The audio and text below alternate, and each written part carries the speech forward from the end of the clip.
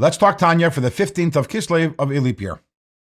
In yesterday's Tanya, the Alter Rebbe cited the Talmud, which says that David was punished because he referred to Torah as miras, as songs. And why did he call Torah songs? Because he was thinking about the greatness of Torah, that Torah is the source of all of the worlds. And we ended off with the question, why is that so terrible? That is the praise of Torah, the praise of God, that his Torah is the source of all of the worlds. Alter Rebbe says, yes, the Torah is the source of all of the worlds. But that is what we call the achorayim, or the chitzonius, the back part of Torah, the external dimension of Torah. The internal dimension of Torah, the higher level of Torah, is absolutely one with God. As we know, God is one with his wisdom.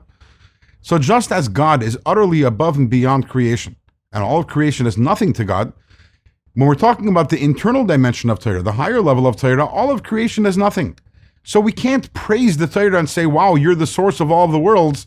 That's somewhat like praising a multi-billionaire and saying, wow, he has a nickel. And actually the analogy isn't exact, because a nickel is a limited amount and $1 billion is a limited amount. Over here, the Torah is infinitely above and beyond and removed and greater than this world. Now, maybe for me and for you, this wouldn't be the biggest sin to talk about Torah in that way, but David HaMelech, because he was such a holy person, such a great person, it was expected of him that he should have a greater and deeper appreciation for Torah, and realizing that the ultimate greatness of Torah is not that it is all the worlds are sourced in the Torah, but that it is one with God, which is well beyond creation.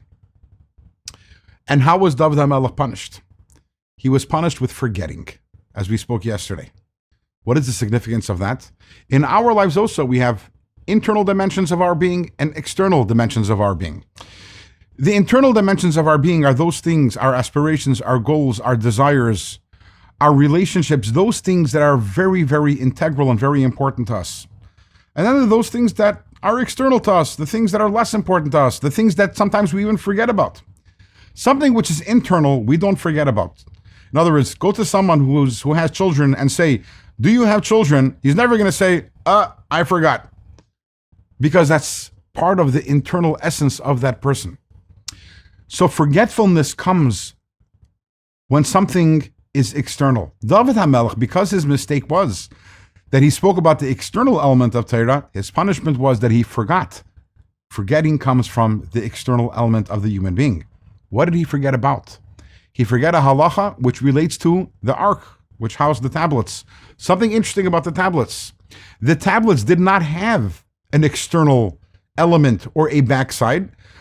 One of the miracles about the tablets was that the writing was written from every side, all 6 sides, and it was engraved through and through. Whichever way you looked at the tablets, you were able to see the writing.